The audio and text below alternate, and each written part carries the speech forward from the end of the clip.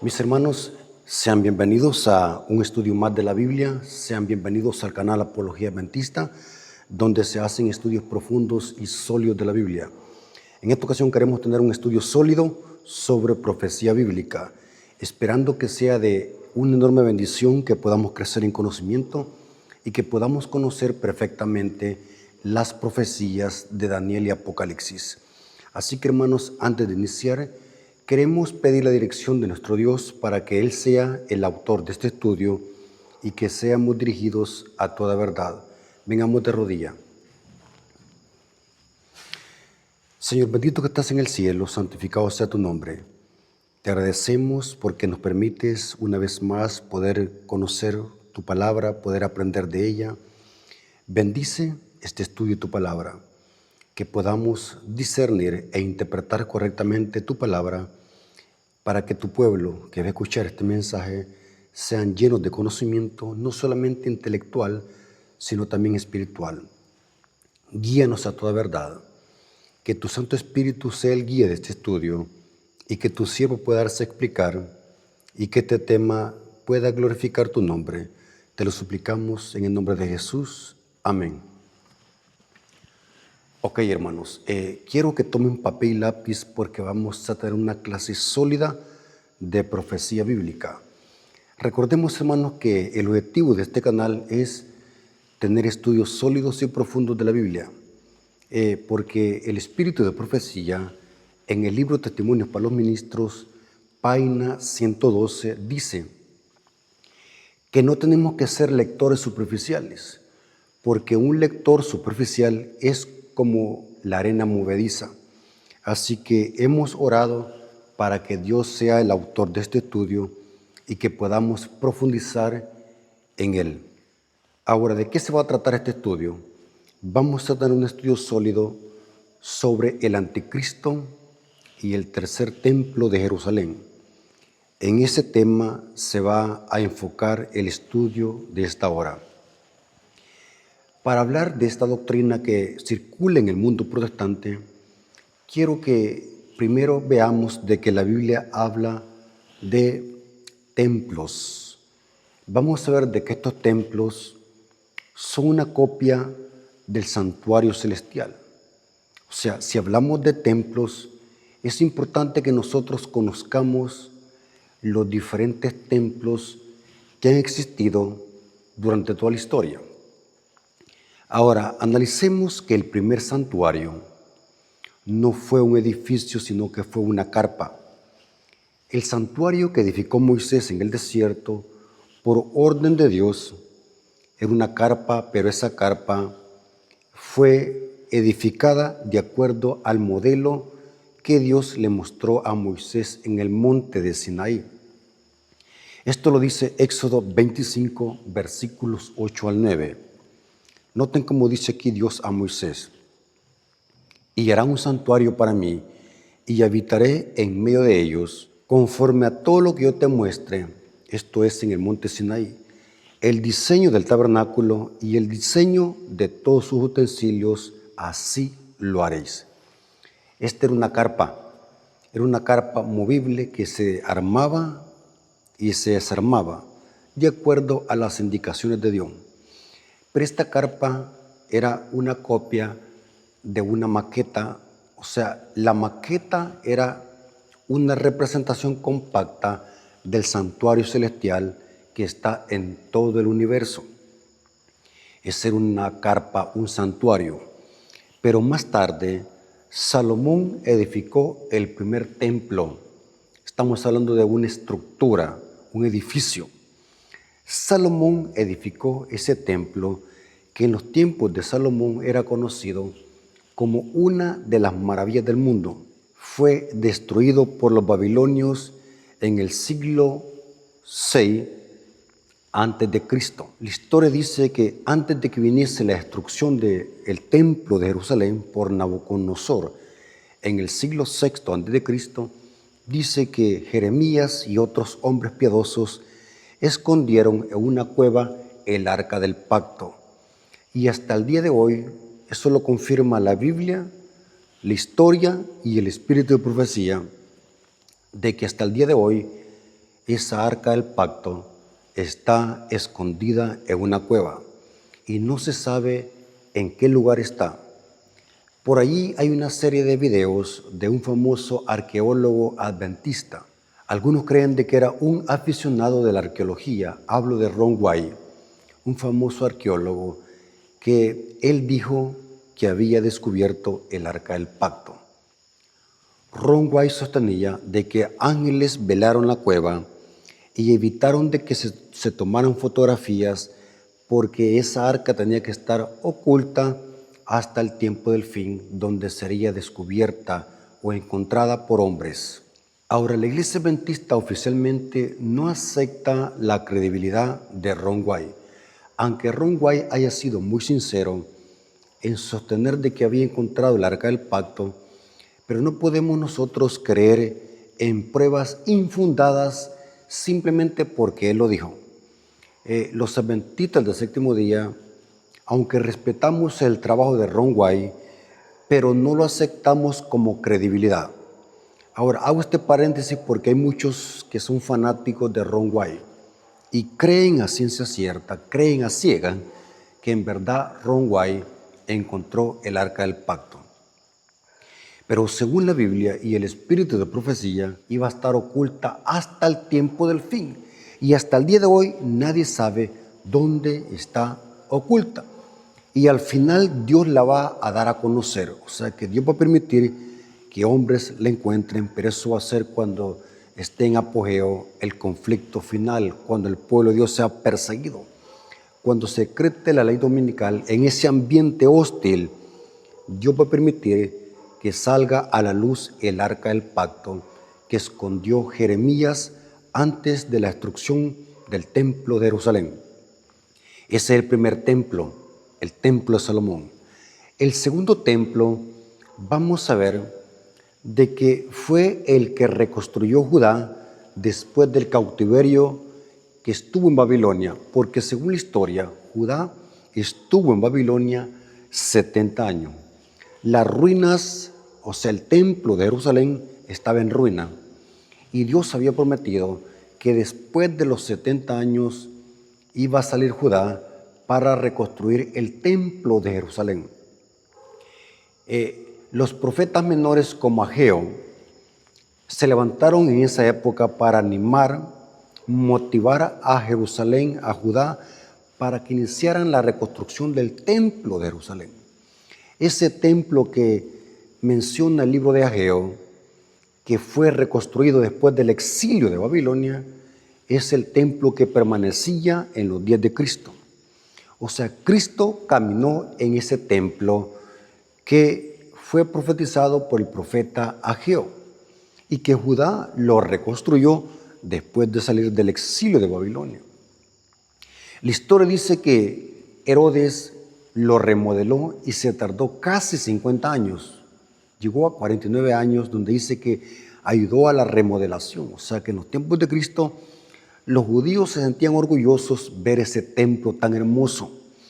Pero es interesante que este segundo templo, hablo de el templo como edificio, este segundo templo fue destruido por los romanos en el año 70.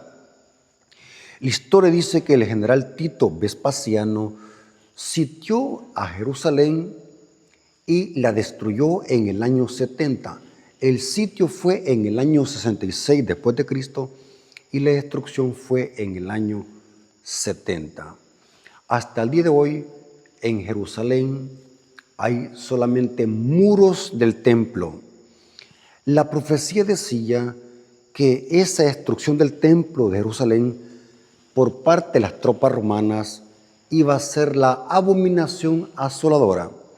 Era otro nombre dado a el ejército romano que iba a sitiar a Jerusalén y después la iba a destruir. Mateo 24:15 dice: por tanto, cuando veáis en el lugar santo la abominación desoladora que habló el profeta Daniel, el que lea entienda.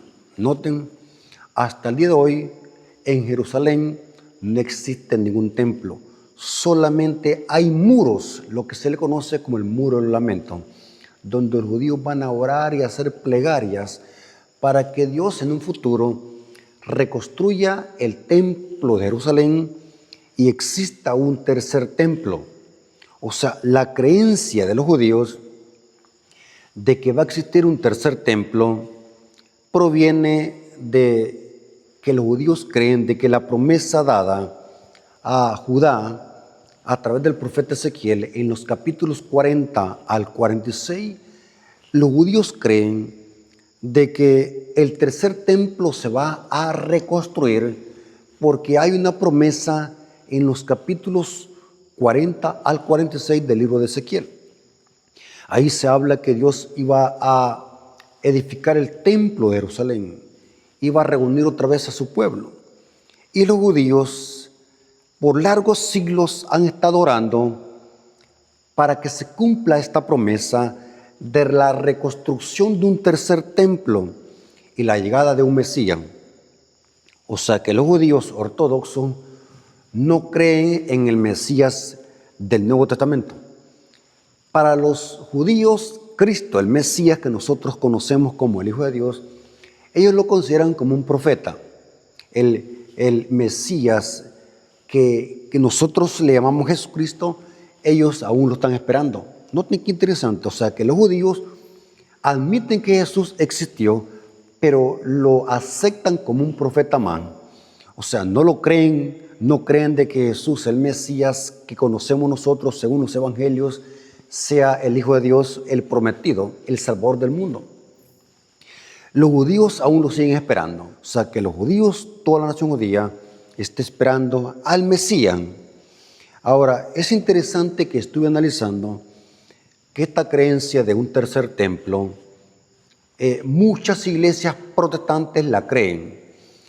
Es interesante que estaba investigando que la reconstrucción de un tercer templo, donde se sentará un anticristo literal, que asediará a los judíos por 7 años, es una creencia muy común en las iglesias protestantes.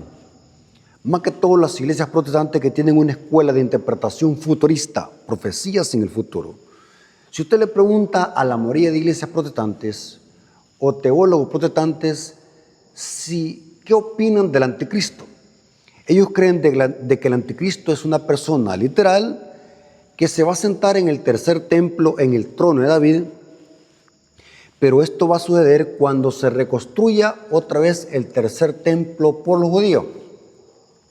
O sea que no solamente los judíos creen en un tercer templo, sino también muchas iglesias protestantes futuristas creen de que en ese templo que se reconstruya, que va a ser el tercer templo, ahí se va a sentar el anticristo. Y este anticristo, que es una persona literal, dicen ellos, va a asediar a los judíos por 7 años, porque ellos toman los 7 años de la última semana de las 70 semanas de Daniel 9, es el periodo donde el anticristo por 7 años va a asediar a los judíos, los va a esclavizar y los va a engañar para después darles una segunda oportunidad y así todos los judíos serán salvos. Esta es una creencia muy común en las iglesias protestantes futuristas. Estaba analizando que los protestantes creen de que cuando esto suceda, cuando el anticristo literal empiece a asediar a los judíos por 7 años, la iglesia va a ser raptada al inicio de estos 7 años, lo que se le conoce como el rapto secreto. Es una doctrina antibíblica que tiene su origen con los jesuitas de Roma, especialmente Francisco Rivera. Muchos protestantes desconocen el origen del rapto secreto. El origen del rapto secreto está asociado con un anticristo literal y con la reconstrucción de un tercer templo en Jerusalén. Es interesante que estaba analizando también de que esta postura la creían muchos jesuitas que se levantaron para contradecir la reforma protestante. Ahora, profundicemos un poco más en historia para que veamos si esto es bíblico de la reconstrucción de un tercer templo y de dónde las iglesias protestantes han sacado esta interpretación errada de la Biblia. Pero antes de analizar las citas bíblicas que usan ellos, quiero que analicemos historia. Recordemos de que los adventistas del séptimo día somos historicistas. El historicismo tiene parte del preterismo y del futurismo. Pero no es que creamos que las profecías se cumplieron en el pasado o que se van a cumplir todas en el futuro. Somos historicistas porque creemos de que las profecías tienen un desarrollo consecutivo, empezando desde los días del profeta y culminando con la venida de Cristo. Por eso es que los adventistas nos consideramos como historicistas. Ahora, los reformadores protestantes, ¿cómo interpretaban esta interpretación o este concepto de anticristo? Es interesante que estuve buscando información porque me gusta leer, me gusta investigar. Paso muchas horas durante todo el día investigando, leyendo, analizando, haciendo bosquejos proféticos. Me gusta estudiar y muy pronto tendremos un libro basado solamente en profecía bíblica desde una perspectiva desde el santuario. Pero es interesante que estoy investigando sobre la interpretación de los reformadores protestantes respecto al anticristo y respecto a un tercer templo. Saben de que lo que investigué es abrumador. Los reformadores como Martín Lutero, Joguenot, Zwinglio, Juan Hus, Jerónimo y muchos reformadores, Calvino, muchos de estos reformadores saben que entendían sobre el anticristo. Saben de que señalaban al sistema papal como el anticristo.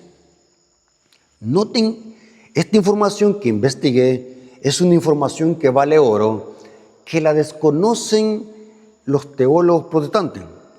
Los teólogos protestantes dicen que son y que vienen de la Reforma y que son protestantes, pero no tienen nada de los protestantes genuinos que eran los reformadores. Los protestantes cada día se van pareciendo a Roma en su forma de interpretar las profecías. Saben de que todos los reformadores apuntaban al sistema papal como el cuerno pequeño y la bestia con el papado. Y que esa mujer de Apocalipsis 17, que es una ramera, los reformadores apuntaban a la Iglesia Católica Romana. O sea que todos los reformadores, cuando estudiaban profecías de Daniel y Apocalipsis, aunque Martín Lutero no aceptaba el libro de Apocalipsis, pero sí aceptaba el libro de Daniel, Martín Lutero creía que el cuerno pequeño era el sistema papal. Noten qué interesante. Los reformadores no creían en un anticristo literal, ni tampoco creían en que se iba a reconstruir un tercer templo donde se iba a sentar un anticristo literal. Los reformadores apuntaban al sistema papal como el anticristo. Ahora, esto se pone más interesante. Estoy investigando información sobre lo que piensan los judíos de un tercer templo. Y saben, hermanos, que esto va en serio. Y esta es una cortina de humo del diablo para tener a la gente engañada. Porque el diablo lo que busca es desviar el significado de las profecías para otro lugar y que no conozcamos perfectamente que el anticristo no va a estar en Jerusalén, sino en Roma. El anticristo es romano, no judío. Ahora, estoy investigando y buscando información de que los judíos ya tienen un plano para echar a rodar la reconstrucción del templo. Han contratado a un arquitecto, que ese arquitecto ya hizo planos para empezar la reconstrucción del templo. Estoy investigando que los judíos han hecho una menora, o sea, es un candelabro de oro casi de 2 metros, y que está en una plaza, en el centro de una plaza en Jerusalén, que cuando se reconstruye el tercer templo, esa menora va a estar allí. Hay muchos utensilios que los judíos ya empezaron a hacer y que están en un museo en Jerusalén.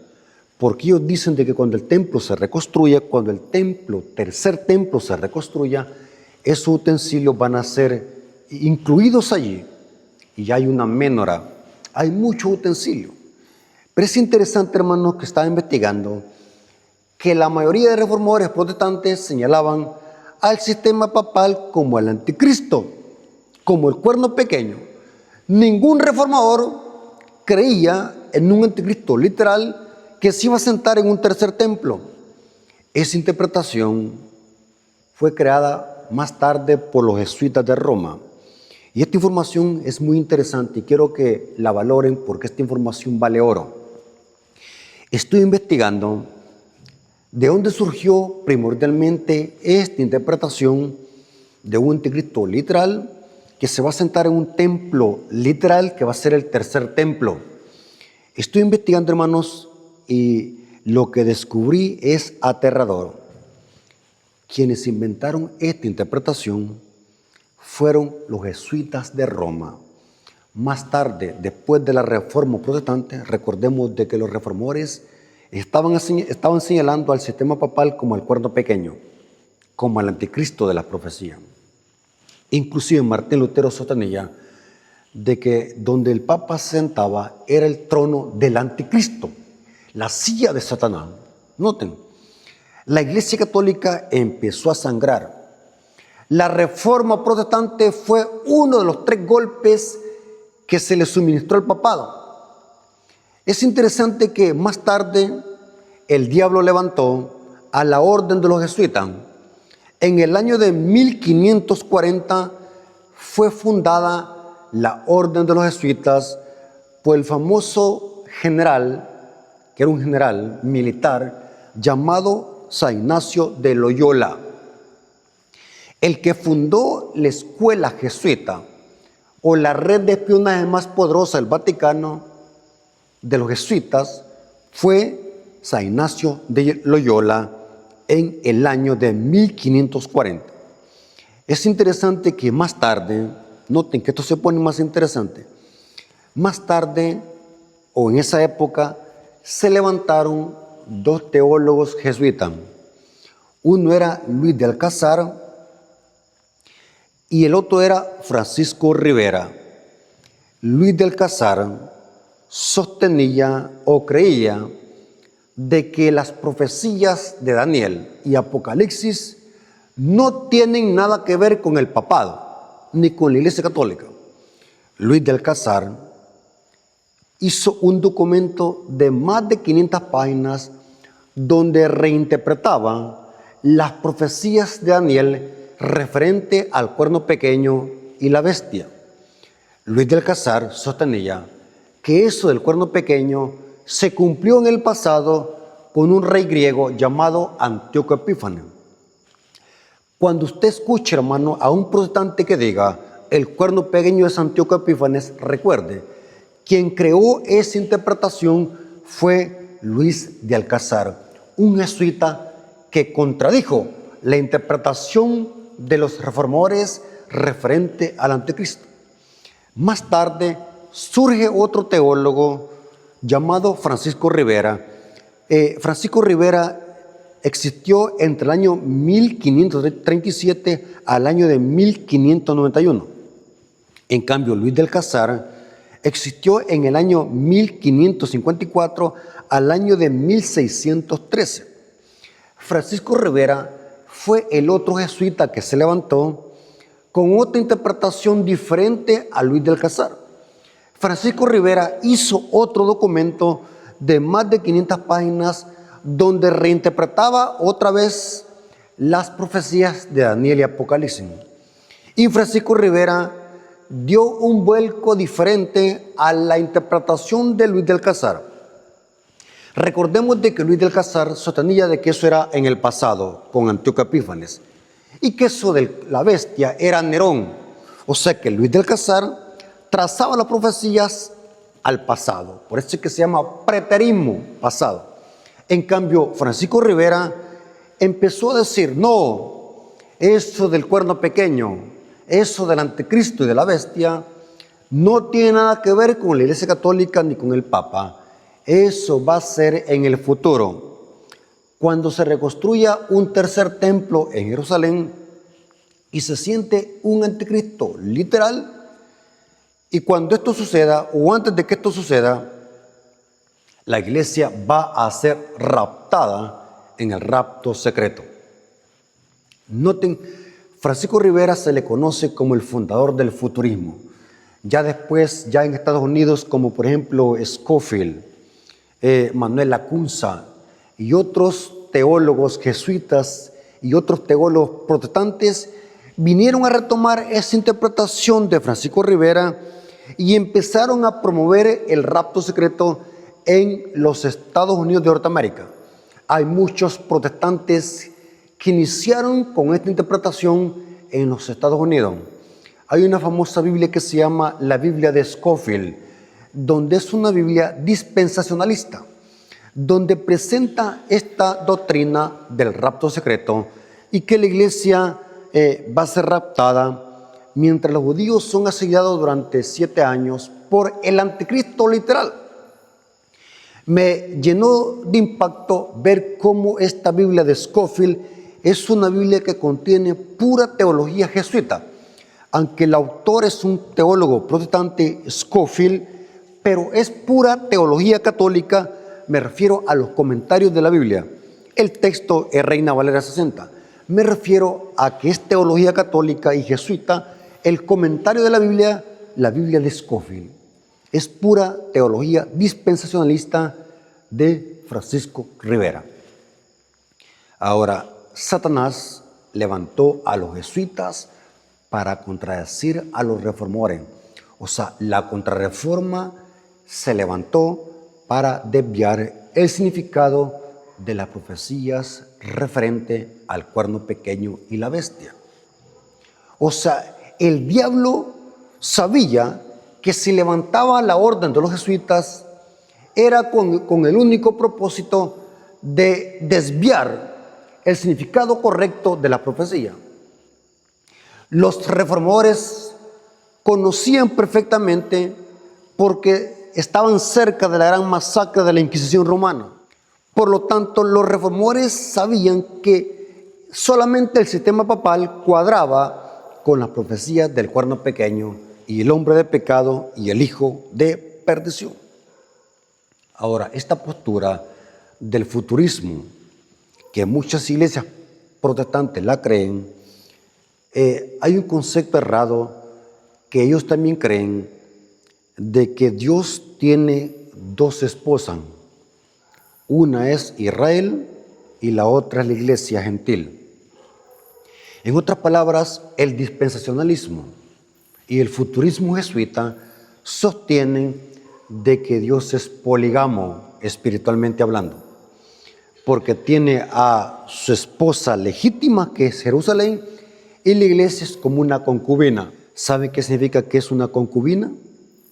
La esposa legítima es Israel y la concubina es la iglesia, o sea que tiene 2 esposas. Esto es un error, porque lo que busca el dispensacionalismo es promover la teología del rapto secreto. Los judíos van a sufrir durante 7 años, los pobres judíos van a sufrir durante 7 años, mientras la iglesia va a ser raptada y va a estar ahí en el cielo celebrando la boda del Cordero, según la teología protestante y futurista. Pero vamos a ver que esto es erróneo, porque no existe tal cosa de que Dios tenga 2 esposas, una legítima que es Jerusalén y una concubina que son la iglesia gentil. Según la Biblia, Cristo de ambos pueblos hizo uno solo. O sea que Dios no tiene 2 pueblos, tiene uno solo. Y este pueblo está compuesto tanto de judíos convertidos, no de una nación, sino de judíos convertidos a Cristo y de gentiles convertidos a Cristo. Esto dice Pablo en Efesios capítulo 2, versículos 11 al 14. Efesios capítulo 2, versículos 11 al 14 dice: Por tanto, acordaos de que en otro tiempo vosotros, los gentiles en cuanto a la carne, eras llamados incircuncisión por la llamada circuncisión hecha con mano en la carne. En aquel tiempo estaba sin Cristo. Noten que los gentiles estaban sin Cristo, alejados de la ciudadanía de Israel y ajenos a los pactos de la promesa, sin esperanza y sin Dios en el mundo.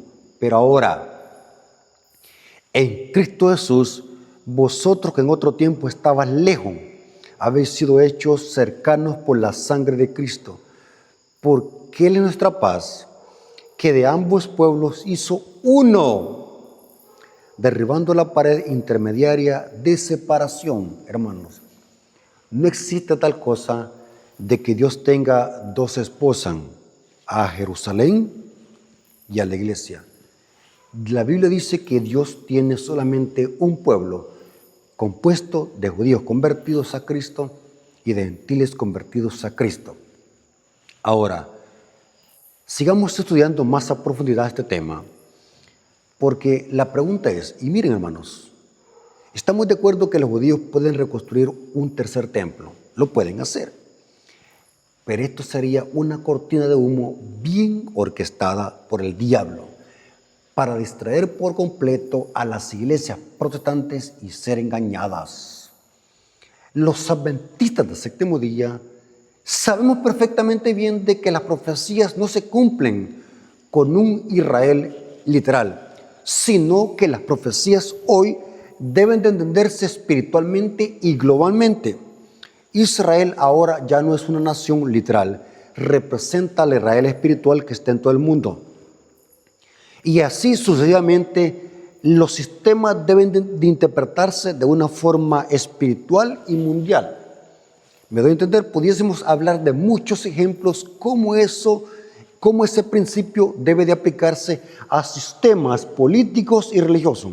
La iglesia hoy es mundial, Israel hoy es mundial, Babilonia ahora no es literal, sino que es espiritual y mundial, representa los poderes políticos y religiosos.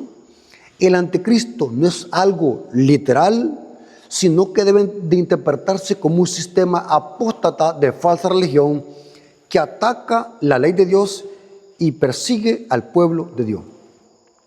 O sea, todo lo literal del Antiguo Testamento en profecía debe de entenderse espiritual y global.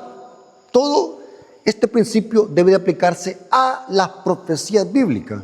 Y esto solamente se puede aplicar cuando somos historicistas.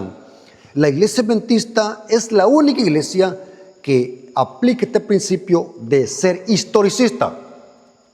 Ahora, vamos a ver algo muy interesante. ¿De dónde sacan los protestantes de que se va a levantar un tercer templo donde se va a sentar un anticristo literal?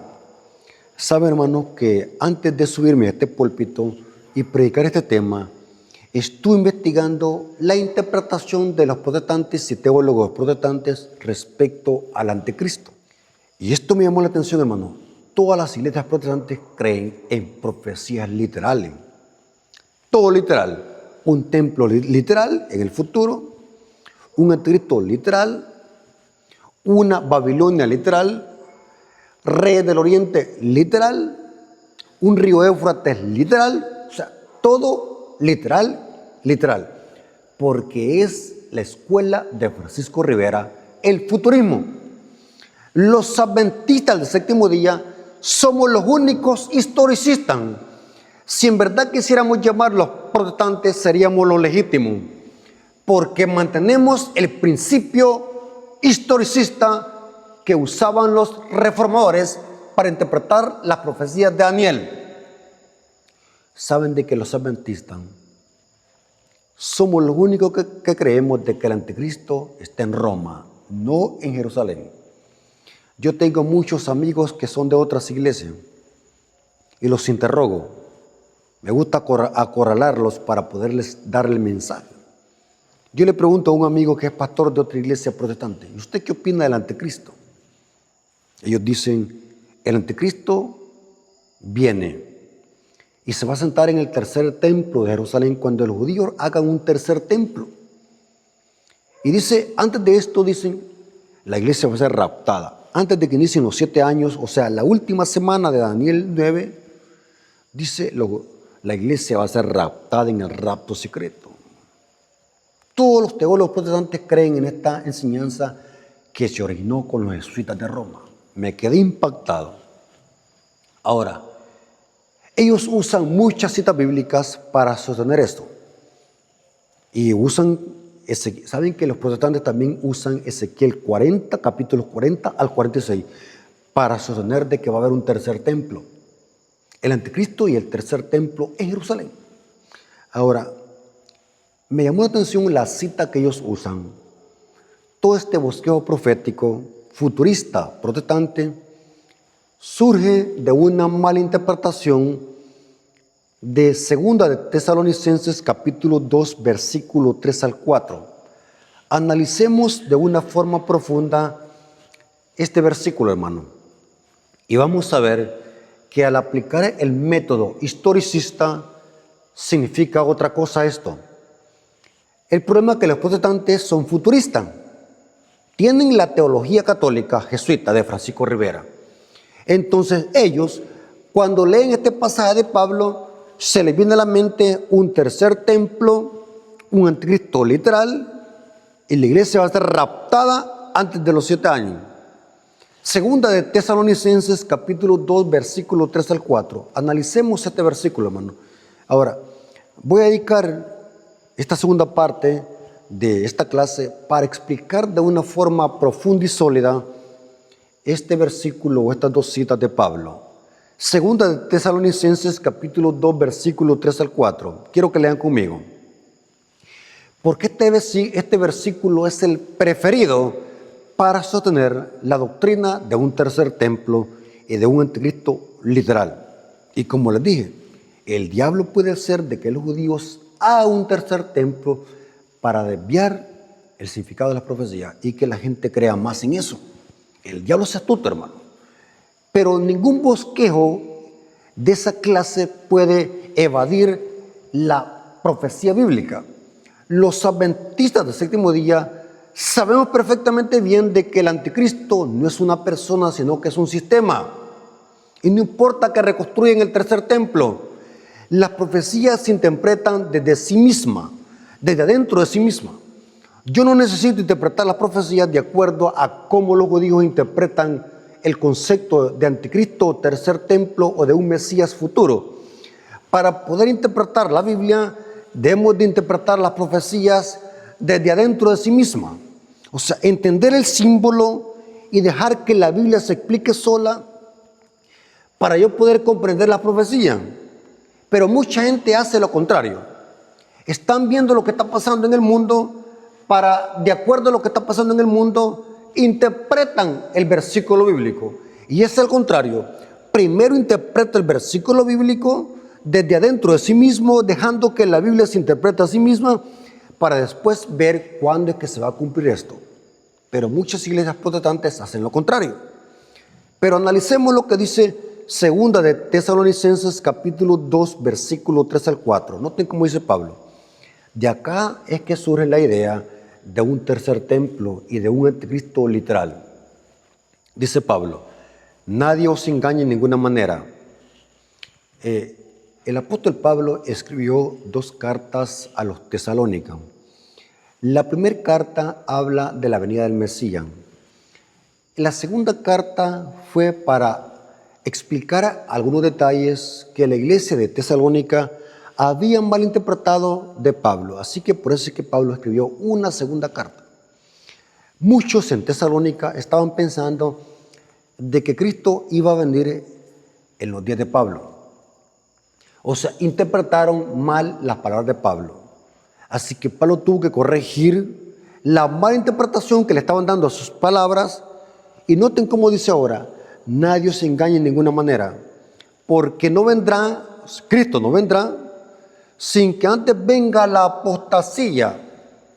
O sea, primero viene la apostasía y después de la apostasía Cristo va a venir. Noten, porque no vendrá sin que antes venga la apostasía y se manifieste el hombre de pecado. Va a haber una parucía. O sea, primero viene el anticristo y después viene Cristo por segunda vez.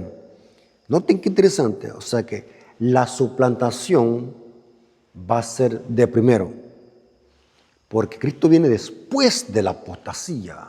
Noten, quiero que se concentren en analizar las palabras de Pablo. Nadie se engañe en ninguna manera, porque no vendrá sin que antes venga la apostasía. ¿Qué es apostasía? Yo he explicado en muchos pasajes bíblicos y en muchos sermones y muchas clases que apostasía viene del griego apostenai, abandonar la fe, darle espalda a la fe, naufragar en la fe. Los romanos usaban ese término cuando un barco estaba en el puerto y de repente el viento lo sacaba del puerto y lo llevaba al mar, y el viento venía más fuerte y hundía al barco. Los romanos le llamaban a eso apostasía en términos literales, para referirse cómo un barco podía hundirse por el viento en el alta mar. El apóstol Pablo estaba familiarizado con estos términos romanos. El apóstol Pablo, cuando habla de la apostasía de la iglesia, la palabra apostasía significa negar la fe, apostatar de la fe, darle espalda a la fe por vientos de doctrina. Pablo usa ese término, que no seamos niños fluctuantes llevados por doquier, por estratagema de hombres, por vientos de doctrina. Pero es interesante que Pablo dice que Cristo no vendrá sin que antes venga la apostasía, o sea, iba a haber una apostasía. Los apóstatas no son los mundanos. El apóstata es aquel que estuvo en la fe, conoció la fe, fue miembro de la iglesia y de repente le dio la espalda a la verdad. Un apóstata es aquel que conoció la verdad, la predicó y de repente es llevado por doquier por vientos de doctrina y empieza a negar la fe y empieza a darle la espalda a la fe y negarla públicamente. Eso es apostasía. O sea que dentro de la iglesia iba a haber una apostasía, dice Pablo. Y esta apostasía iba a dar a luz y se manifieste, o sea, iba a haber una paruxía, en griego es paruxía, y se manifieste el hombre de pecado. Noten Pablo cómo le llama a este sistema, que iba a ser fruto de la apostasía, y se manifieste el hombre de pecado, el hijo de perdición, el cual se opone y se levanta contra todo lo que se llama Dios o es objeto de culto, tanto que se sienta en el templo de Dios como Dios, haciéndose pasar por Dios.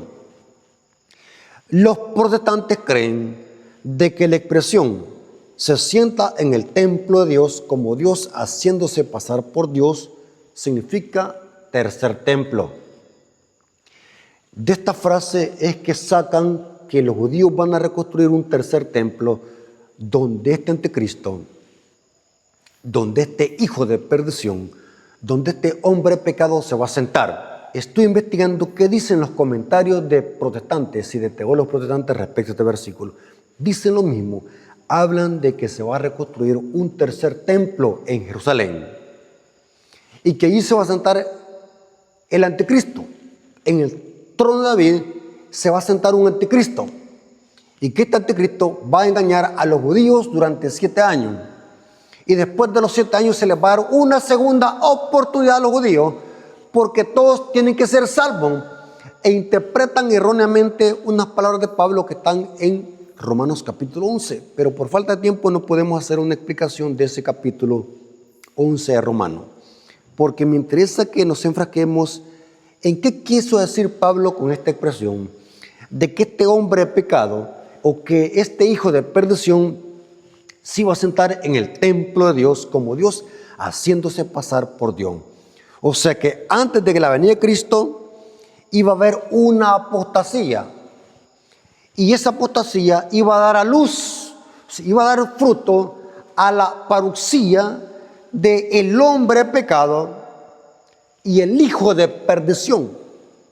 Y este hijo de perdición se opone y se levanta contra todo lo que se llama Dios o es objeto de culto, tanto que se siente en el templo de Dios como Dios, haciéndose pasar por Dios.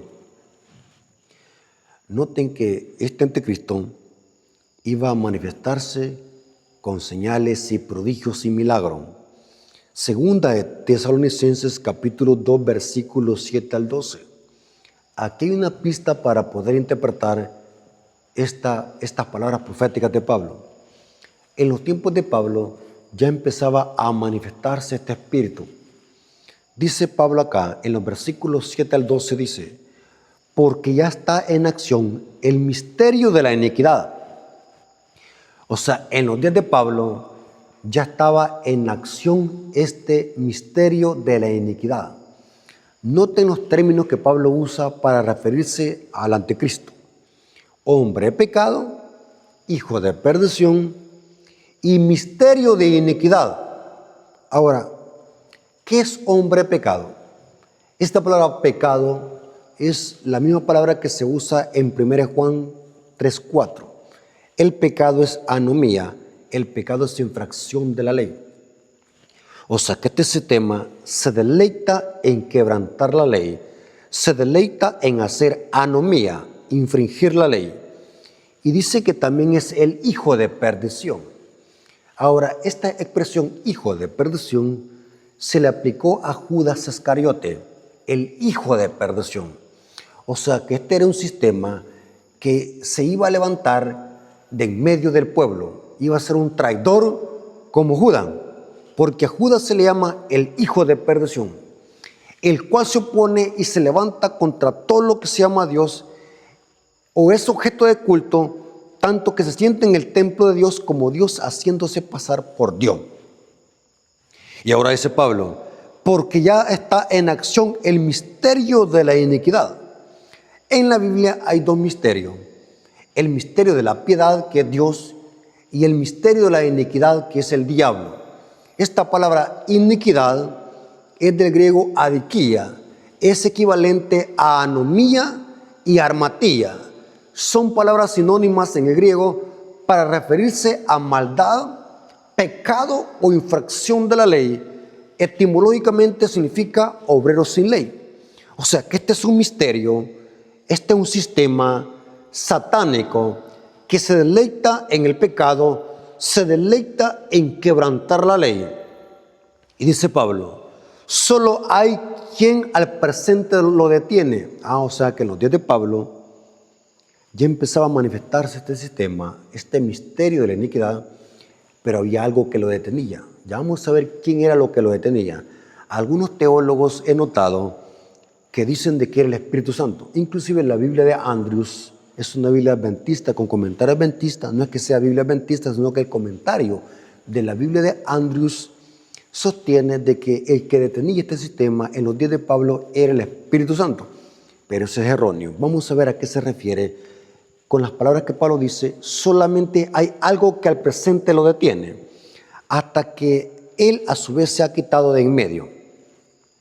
Y cuando esto se ha quitado de en medio, lo que lo detenía, entonces se manifestará, noten, ahí está la palabra paruxía, se manifestará aquel inicuo.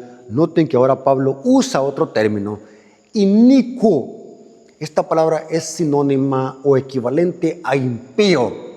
Un impío es alguien que no es piadoso. Pío es piadoso. Por eso es que los papas le ponían ese seudónimo, Pío VI, Pío XIV, porque la palabra pío significa piadoso. Lastimosamente los papas no son piadosos, simplemente es una fachada ese nombre, es una cortina de humo el nombre o el seudónimo Pío. Pero en griego dice, entonces se manifestará aquel impío, a quien el Señor matará con el espíritu de su boca.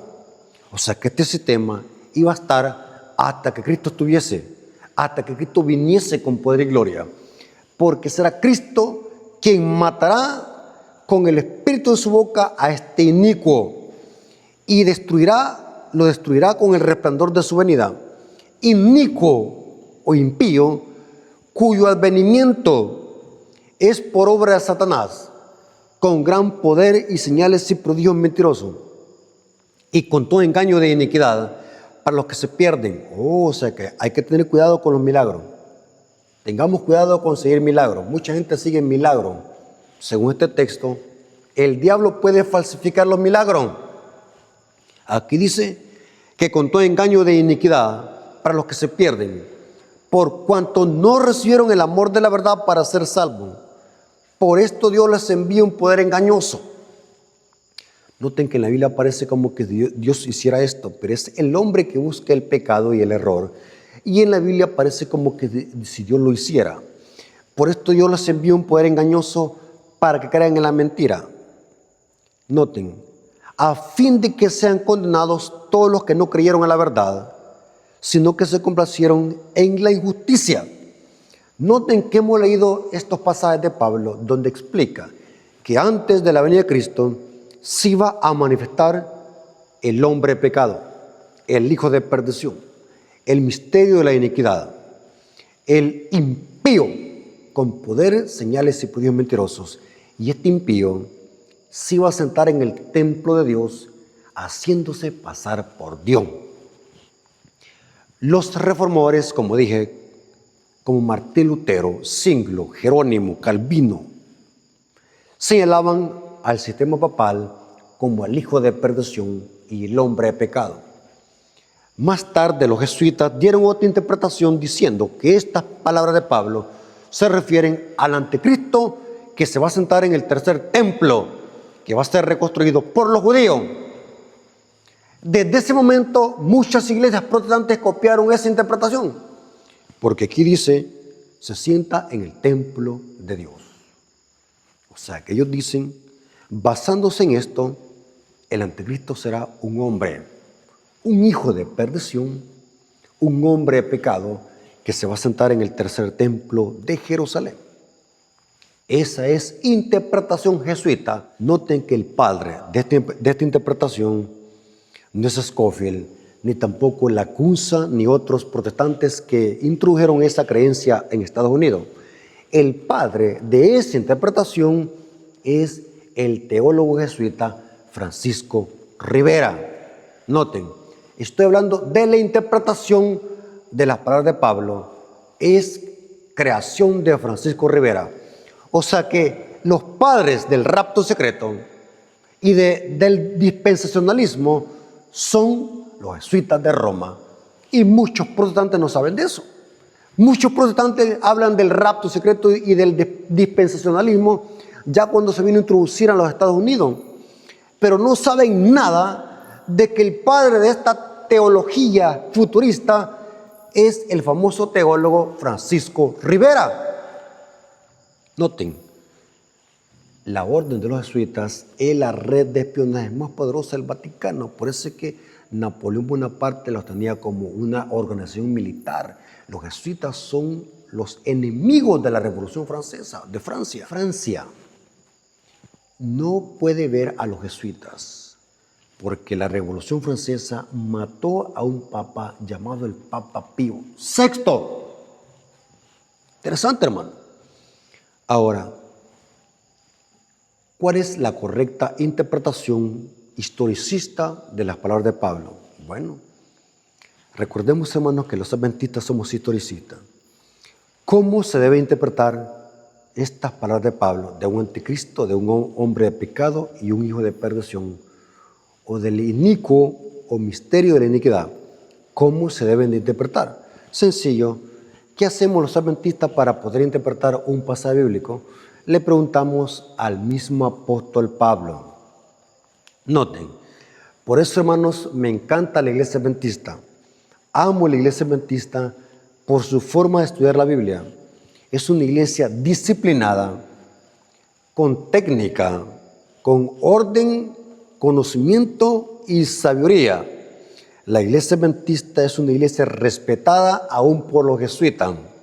Quienes hablan mal de la iglesia adventista es la gente indocta, la gente común, pero la gente preparada. Jesuitas y teólogos protestantes saben que la iglesia adventista es una iglesia de respeto y que tiene un método de interpretar la Biblia muy disciplinado, muy coherente y muy lógico. Ahora, ¿qué es lo que hay que hacer para saber qué quiso decir Pablo de un anticristo que se iba a sentar en un templo y que se iba a hacer pasar como Dios? Bueno, hay que preguntarle al mismo apóstol Pablo. Pablo explica a Pablo. No hay necesidad de ir a preguntar a un sacerdote o a un cardenal o a un protestante qué significa eso. Porque si nosotros usamos este método de dejar que la Biblia se interprete a sí misma, que un texto explique a otro texto, vamos a encontrar la correcta interpretación de estos pasajes. Y vamos a ver de que estos pasajes contienen historicismo. Ahora, analicemos. ¿Qué es el templo para Pablo? Pablo, ¿qué comprendía por templo? ¿Será que Pablo, cuando hablaba de templo, estaba pensando en el templo de Jerusalén? ¿O estaba pensando que se iba a reconstruir un tercer templo? Negativo. Vamos a ver de qué Pablo, el término templo, que en griego es naos, Pablo se lo aplica a la iglesia. Noten que para Pablo, el término templo que se está usando en segunda de Tesalonicenses 2:4, esta palabra templo toque allí y dice naos. Busque la concordancia Strong. De paso, yo tengo la concordancia Strong acá. Cuando se pucha o cuando se toca 2 veces ahí la palabra templo, le tira la Strong y dice naos. Pero Pablo, el término naos se lo aplica a la iglesia. Noten dónde más Pablo usa el naos. 1 Corintios capítulo 6, versículo 19 al 20. 1 Corintios capítulo 6, versículo 19 al 20. ¿O ignoráis que vuestro cuerpo es naos del Espíritu Santo? Noten que ahí está la palabra naos. Si tienen dudas, busquen una concordancia Strong. Yo la uso mucho para buscar la gramática de la palabra, porque me gusta ver o saber qué palabra se está usando allí. Si no tienen cómo conseguir una concordancia en físico, pueden descargarla de internet. Yo la tengo en PDF, se la puedo mandar en formato PDF. Pero también está la concordancia Strong en la aplicación My Bible. Todos conocen esa aplicación que es gratis. Pero Pablo, noten que dice: ¿o ignoráis que vuestro cuerpo es templo del Espíritu Santo, naos, el cual está en vosotros, el cual tenéis de Dios, y que no sois vuestro? Noten, esto es templo del Espíritu Santo.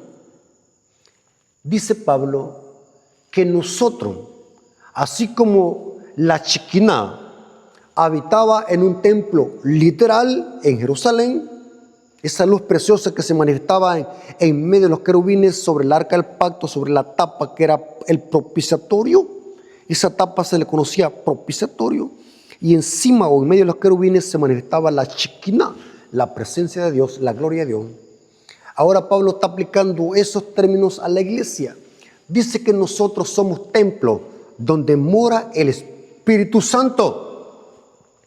Porque habéis sido comprados por precio, glorificad pues a Dios en vuestro cuerpo y en vuestro espíritu, los cuales son de Dios. Noten que para Pablo el templo no es un edificio, sino que es la iglesia. El naos. El naos también Pablo lo aplica a la iglesia, pero ahora está esto en 1 Corintios 3, 16 al 17. 1 Corintios capítulo 3, versículo 16 al 17. ¿No sabéis que sos templo de Dios? Ahí está otra vez la palabra naos. Y que el Espíritu de Dios mora en vosotros. Si alguno destruye el naos de Dios, Dios le destruirá a él, porque el naos de Dios, el cual sos vosotros, santo es. Naos, usted y yo somos naos, templo de Dios. Por eso, hermanos, hay que cuidar nuestro templo, hay que cuidar el cuerpo. No hay que meterle bebidas embriagantes o estimulantes, ni comidas inmundas, ni cosas que nos hagan daño. Hay que cuidar el templo. Por eso es que los adventistas enfatizamos mucho la reforma pro salud basada en este texto, porque hay que cuidar el templo, porque es de Dios, porque Dios mora en nosotros. Ahora, profundicemos un poco más. Pablo y Daniel en armonía. Para comprender a Pablo tenemos que ir donde Daniel, porque Daniel es profecía apocalíptica, igual como la cita que está usando Pablo del hombre de pecado y el hijo de perdición. O sea, para entender el tema del anticristo, escuchen, tenemos que estudiar Daniel, las palabras de Pablo, especialmente segunda de Tesalonicenses 2, con Apocalipsis 13, porque el cuerno pequeño de Daniel 7 y el hombre de pecado y el hijo de perdición y la bestia de Apocalipsis 13 es el mismo poder, es el mismo anticristo. ¿Cómo lo demostramos? Bueno, vamos ahora a usar a Daniel para poder comprender a Pablo o las palabras de Pablo referente al anticristo como el hombre de pecado y el hijo de perdición. Ahora, en los tiempos de Pablo, noten hermanos, esta información yo quiero que la puedan anotar porque esta información vale oro. Esta información no la van a encontrar en cualquier lugar ni en cualquier canal en YouTube. Estos estudios son estudios profundos y sólidos de profecía. Y la gloria sea para Dios porque Dios nos permite poder compartir este conocimiento con ustedes, hermanos. Por eso es que vez tras vez repetimos, suscríbanse al canal, compartan este material, porque esta información son miles de cristianos que la desconocen. Ahora, en los tiempos de Pablo, ¿qué imperio gobernaba? ¿Qué poder gobernaba en los tiempos de Pablo? No cabe duda que era Roma. Quien mató a Pablo fue Roma, fue Nerón. Quien persiguió a los discípulos fue Roma. Quien mató a Cristo fue la coalición entre judíos y romanos. O sea, en los tiempos de Pablo, los evangelios y el libro de Apocalipsis y las cartas de Pablo se escribió en un periodo donde aún existía el Imperio Romano. El Imperio Romano existió desde el año 168 a.C. y vino a caer por la invasión de las tribus bárbaras hasta el año 476 después de Cristo. Noten, ¿cuánto duró el Imperio Romano? Año 168 a.C. se levantó el poder romano y cae por la invasión de las tribus bárbaras que venían del occidente en el año 476. Noten, o sea que Pablo, cuando escribió sus cartas, especialmente las dos a los tesalonicenses, Pablo escribía en un periodo de Roma. Inclusive quien metía preso a los apóstoles, especialmente a Pablo, era Roma, los emperadores romanos como por ejemplo Nerón. Inclusive quien llevó cautivo a Juan a la isla de Patmos fue Domiciano y más tarde lo sacó Diocleciano, emperadores romanos. Porque Roma vino a caer hasta el año 476 después de Cristo. O sea que según Daniel, quien gobernaba en los tiempos de Pablo era Roma, el imperio romano, que en Daniel capítulo 7 a Roma se le simboliza con una bestia espantosa y terrible, símbolo para Roma. Daniel capítulo 7, versículos 7 al 8. Daniel capítulo 7, versículos 7 al 8. Noten. Después de esto miraba yo en visiones de la noche, y aquí la cuarta bestia, espantosa y terrible, y en gran manera fuerte. No cabe duda que estamos de acuerdo, la mayoría de teólogos protestantes y adventistas, esta cuarta bestia es símbolo del imperio romano, de los Césares. Noten, esta bestia era espantosa y terrible, y en gran manera fuerte, la cual tenía unos dientes grandes de hierro. Noten que en la imagen de Daniel 2, Roma es simbolizado por hierro, porque es la misma bestia, es el mismo poder simbolizado por una cuarta bestia, que en Daniel 2 es simbolizado por el metal de hierro. Y aquí se usa que esta bestia tenía unos dientes grandes de hierro. Es el metal que identifica a Roma en Daniel 2. Devoraba y desmenuzaba, y las obras hollaba con sus pies, y era muy diferente de todas las bestias que vi antes de ella. Y tenía 10 cuernos. Noten que estos 10 cuernos son los mismos 10 dedos de la imagen de Daniel 2. Mientras yo contemplaba los cuernos, noten, hay un cuerno onceavo, hay un onceavo cuerno. Ahora, estos 10 cuernos representan cómo las tribus bárbaras parcelaron a Europa occidental. En ese tiempo era toda Roma, que hoy se conoce como Europa. Pero después de estas 10 naciones, este cuerno pequeño se iba a levantar como un undécimo. Y este cuerno iba a arrancar 3 cuernos de raíz, que eran los érulos, los vándalos y los ostrogodos. Noten cómo se describe las acciones de este cuernito pequeño. O sea, que este cuernito pequeño iba a ser un poder romano, porque se iba a levantar de la cuarta bestia que representa Roma. Noten qué lindo es estudiar las profecías cuando se aplica el método historicista. Mientras yo contemplaba los cuernos, he aquí que otro cuerno pequeño salía entre ellos. Noten que este cuerno pequeño se levanta de la cuarta bestia que es Roma. O sea, que este poder es romano, no es judío. Saben de que los protestantes, cuando dicen que el anticristo va a ser un judío, son indoctos de la Escritura, porque desconocen historicismo.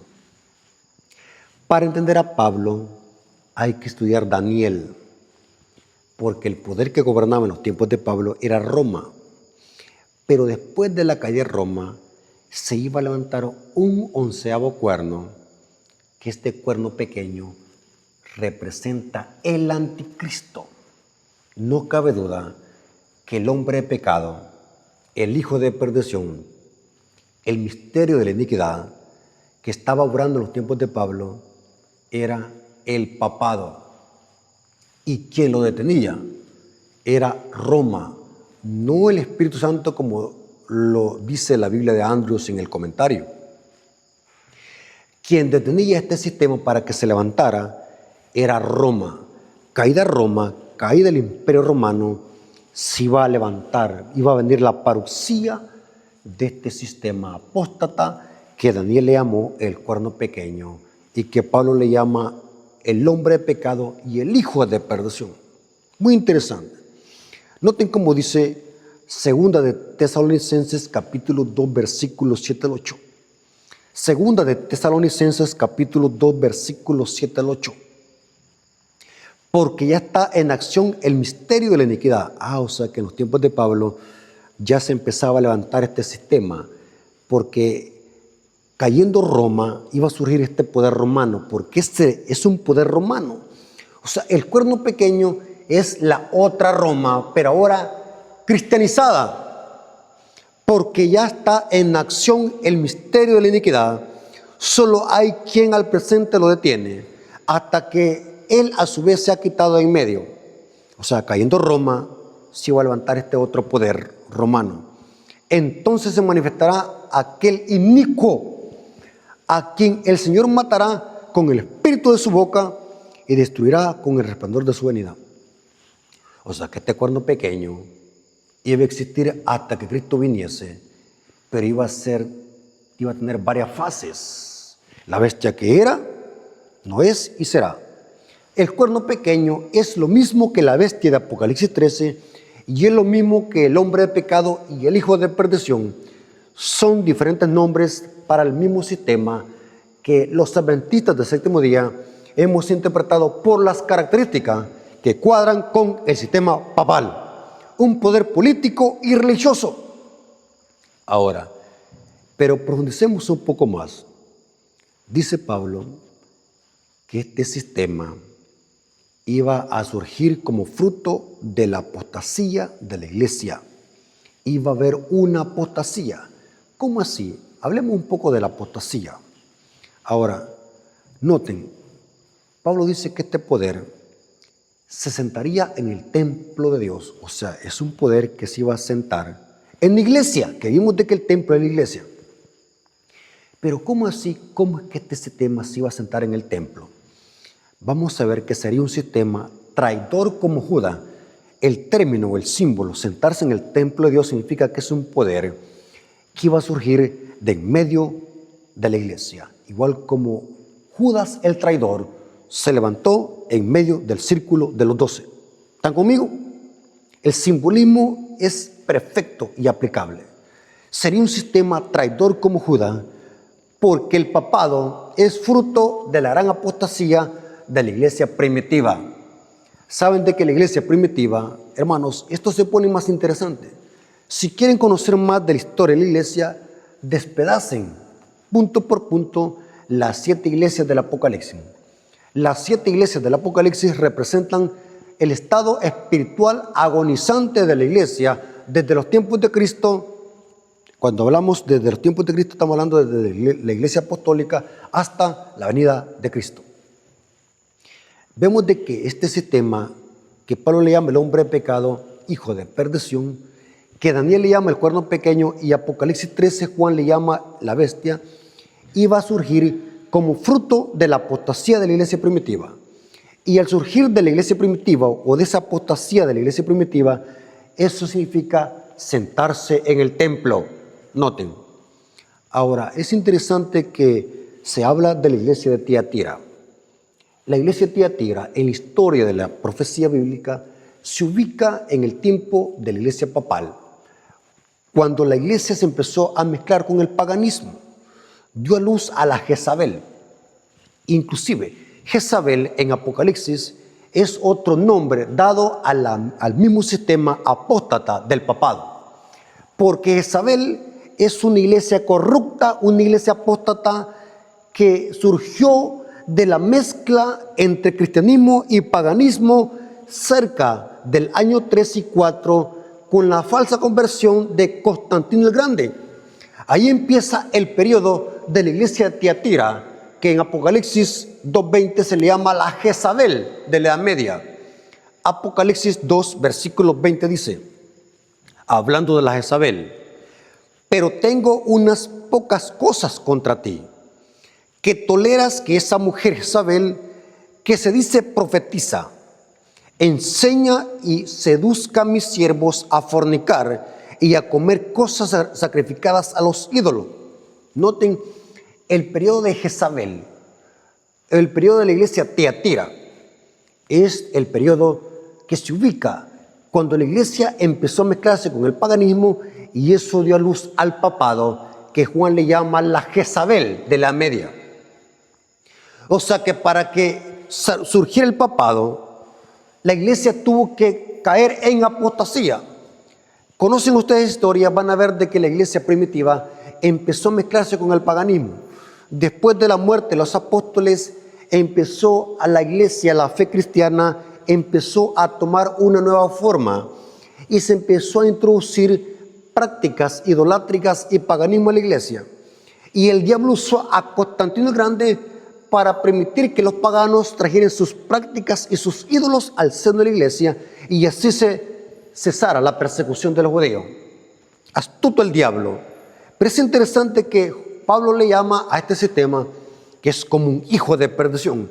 Es como un Judas que iba a surgir de en medio del pueblo. Noten que en Juan 17, versículo 12, ¿cómo se le llama a Judas? Porque el papado tiene un estricto paralelo con Judas Iscariote. Judas era codicioso. Judas era codicioso. Era un traidor. Judas no tenía amor para con su prójimo. Esto pasó con el papado durante la Edad Media, cuando el papado perseguía a la iglesia durante 1260 años. Judas era un traidor codicioso que se levantó de en medio del pueblo. El anticristo no se levanta afuera, sino que se levanta dentro del pueblo, de la iglesia. Y eso significa la expresión sentarse en el templo. Juan 17:12, hablando de Judas. Cuando estaba con ellos en el mundo, yo lo guardaba en tu nombre. Y a los que me distes, yo lo guardé. Y ninguno de ellos se perdió, sino el hijo de perdición, para que la escritura se cumpliese. Aquí se habla de Judas, el hijo de perdición. El comentario bíblico adventista hablando de qué significa o dónde se ubica el periodo de la Jezabel. Noten cómo dice el comentario bíblico adventista. Esta conducta sin duda tuvo primero una aplicación local en la iglesia de Tiatira, aplicado al periodo histórico de la iglesia representado por Tiatira. representaría una mezcla de paganismo con cristianismo. Se cita Ezequiel 16:15 y Apocalipsis 17:1. Este proceso se aceleró al máximo en los días de Constantino y sus sucesores. Hablando en términos generales, el cristianismo medieval fue más pagano que cristiano en su forma y espíritu. O sea que la Jezabel, el papado, el hombre pecado y el hijo de perdición es fruto de la gran apostasía de la iglesia primitiva en los días de Constantino el Grande y sus sucesores. Esto lo corrobora el espíritu de profecía. Saben de que esta interpretación que estamos dando en este canal, en esta hora, la desconocen por completo las iglesias protestantes. Por eso es que las iglesias protestantes, cuando vienen a escuchar esta clase de mensajes por los adventistas, se quedan atónitos. Ver de que tiene más lógica y más sentido la interpretación historicista de los adventistas, que es idéntica a los reformadores.